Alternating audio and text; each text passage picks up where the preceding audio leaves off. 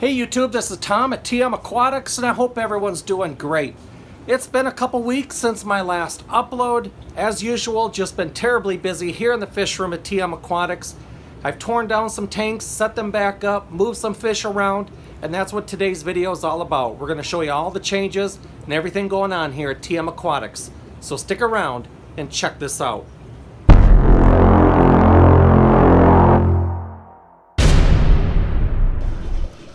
Alright YouTube, we are going to start this out here in the rec room with this 75-gallon tank. This is where I used to keep my group of L494 Plecos that I sourced from Eric Bodrock. As you can see, there are no more Pleco caves in this tank. There's only a couple of bushy nose. The L494s have been moved out and they are back in the fish room in a 75-gallon tank with the L264 Sultan Plecos. In their place, I did move my Corydoras Duplicareus in here, and you can see a couple of them swimming back there. And they are absolutely loving the larger tank. They were back in the fish room in a 20-gallon tank. They now have a 4-foot long tank.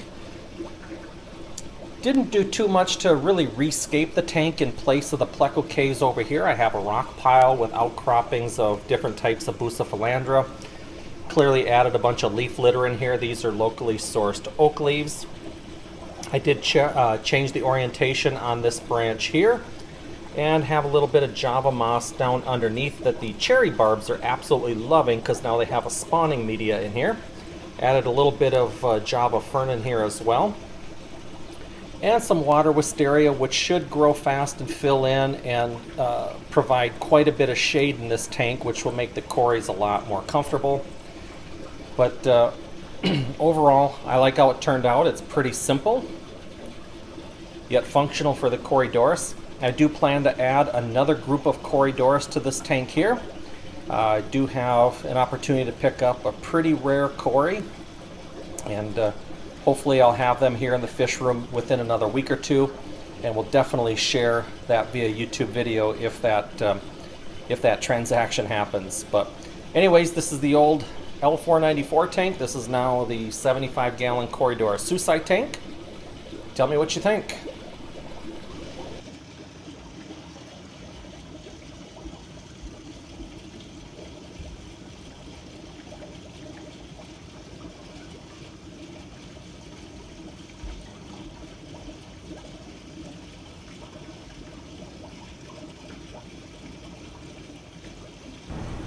Alright, so back here in the fish room, this 20-20-29 rack, this middle tank right here, I tore this tank down, set it back up.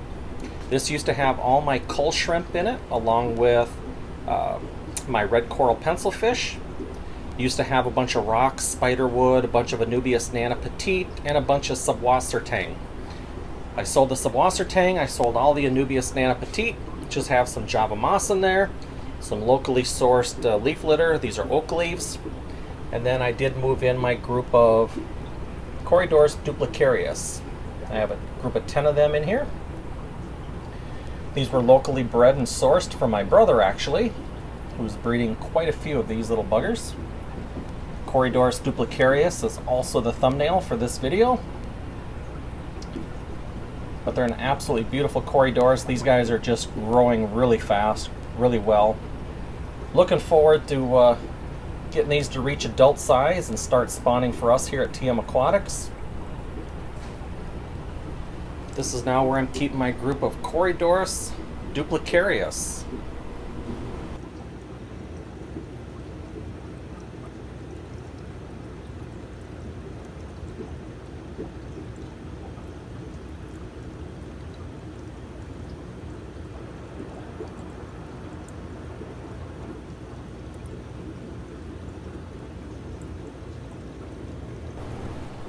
Alright, so over here on the fry rack, this is a group of 5 20-gallon tanks set up on an automatic water change system. Not a lot going on in this tank here, just a bunch of endlers and some super red bushy nose. In this tank here, we do have about 125 to maybe 150 blue-eyed lemon and citrus, or blue-eyed lemon bushy nose. There's several spawns in this tank. Not a fish that I focus on in the fish room, but just seems to happen quite regularly with the bushy nose. Nothing special, nothing too challenging with these. This tank here is empty. I just have some plants I'm holding in there. This is where the Corydoras Duplicareus were being kept, and they're now out in the rec room in that 75-gallon tank.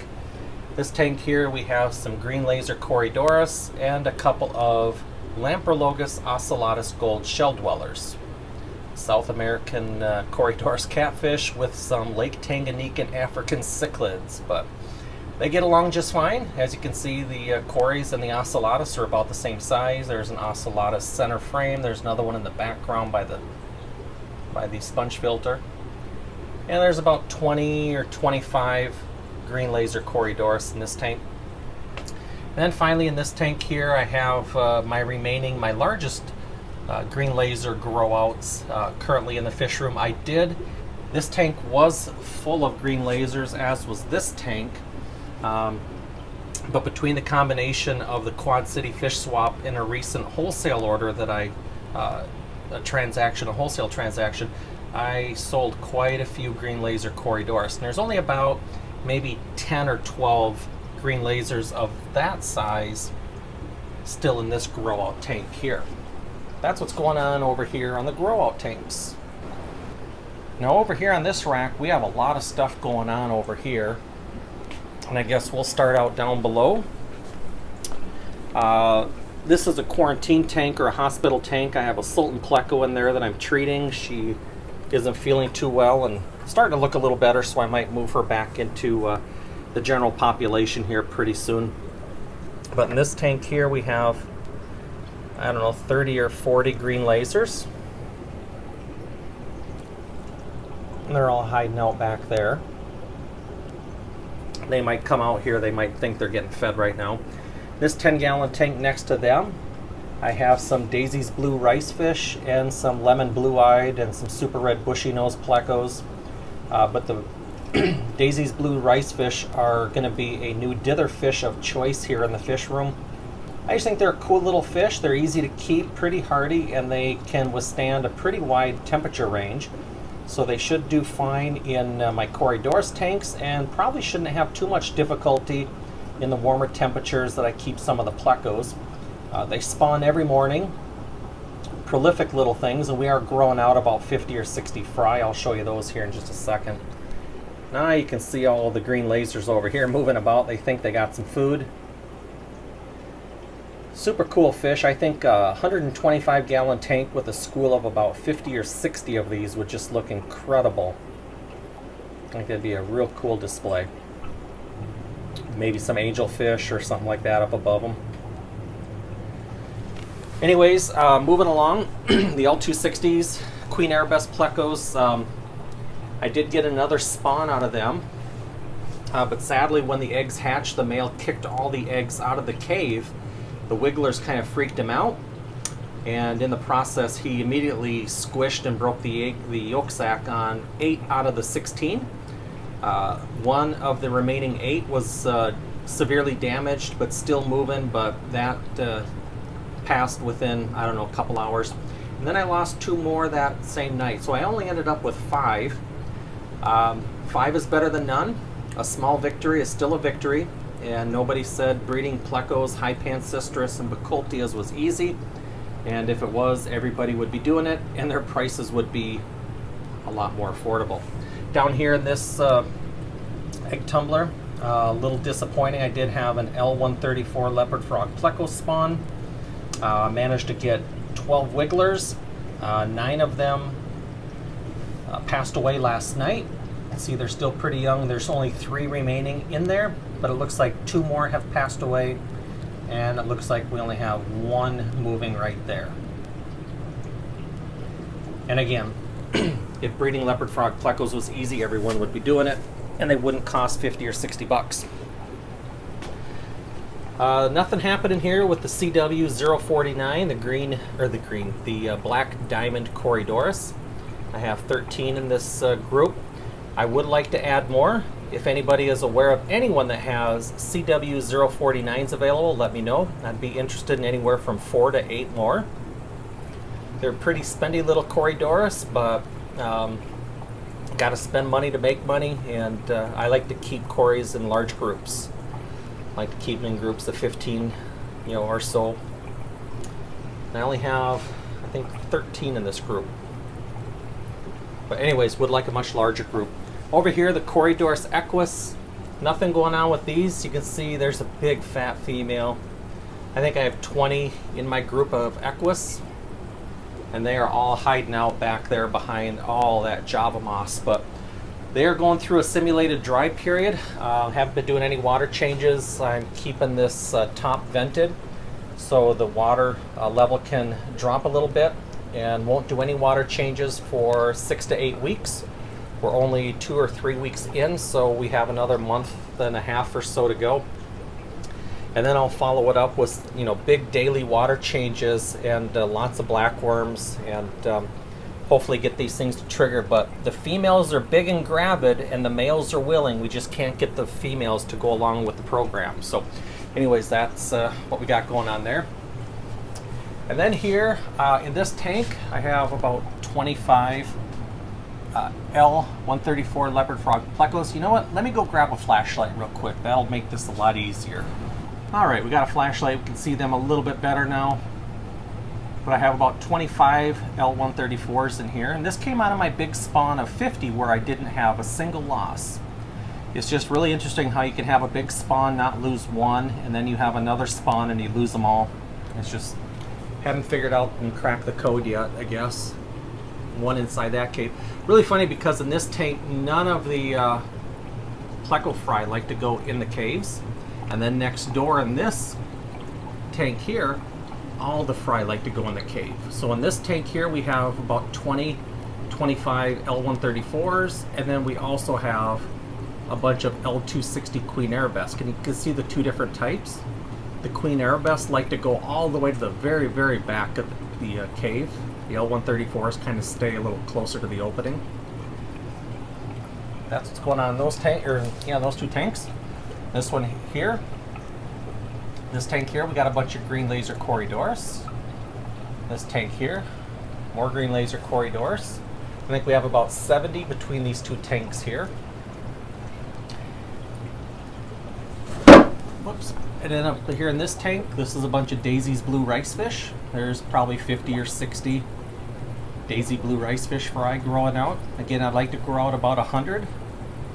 Spread them between my Corydoras tanks as dithers, and then start growing them out from there and making them available for sale. In this tank here, we have Daisy's blue rice fish and Plecos rainbow fish. I think there's like 20 or 22 Plecos rainbow and a dozen Daisy's blue rice fish over here. And nothing over here. I was bouncing some L134 eggs, and then they hatched, and then they died, and I moved the survivors down to the L260 tank. So anyways, that's what we have going on over here with this rack.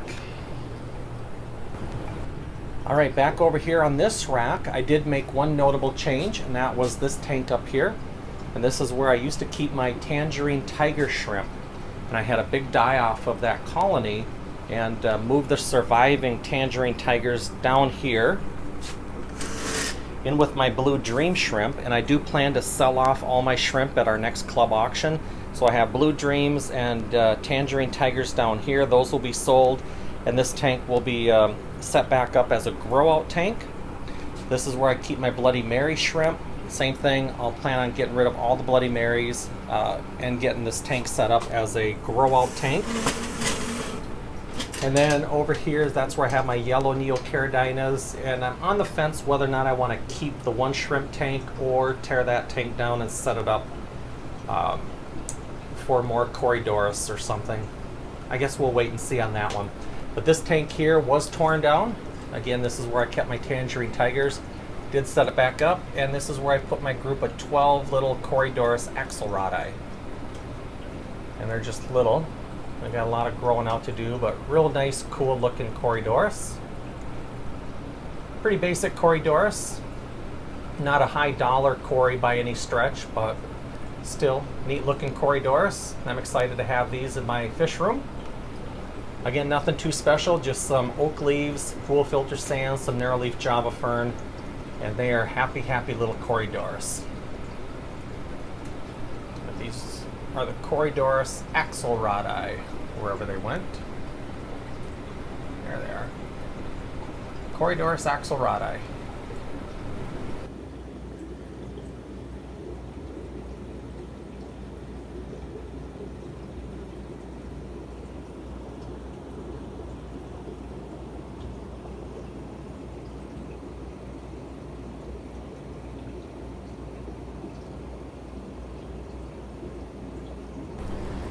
And then finally over here, the double 75 rack. I did work on both these tanks here recently. This tank here, I took out a lot of the wood that I had down in here. I added a lot more caves, and I got the result that I'm looking for. I've got more of the mature adults up here caving now, all next to each other. Each one of these caves has an adult in there. From what I can see, I have 2 males and 6 females. And then in addition, I do have 4 juveniles in here. There's one down underneath there, and there's 4 juveniles in here, still not reached sexual maturity yet. But I wanted these fish up here caving. I want them next to each other, and hopefully that's going to lead to one thing, and then that's going to lead to another, and hopefully we'll have some L397 in the very, very near future. There's a big gravid female there. She's pretty wide. But by removing a lot of the wood, a lot of the plants in here, it just helps me keep the water or the tank a lot cleaner, which is super important. And then up here finally in the L264 tank, this is where I moved my L494s. And again, the tank is just, those are L264 Sultans. There's a L494, L494, L494. Was planning to scape this a little differently. I'm just going to leave it like this right now. Again, it's just pretty simple, pretty basic. It's not going to win any aquascaping contests. But when I keep these Pleco tanks just a lot more basic, just a couple pieces of wood and some caves, I just have a much easier time keeping these tanks clean, keeping the water where it needs to be. But yeah, that's it. Tell me what you think. All right, YouTube, there you have it. Just a quick update on some of the changes and things going on here at TM Aquatics. Now, if you have any comments or questions, feel free to post them down below. Hit the like button on your way out. And if you haven't subscribed to my channel, I hope you consider it. Anyways, I greatly appreciate each and every one of you taking time out of your day to watch one of my videos. Thanks again for watching, everybody. And until the next one, we'll catch you all later.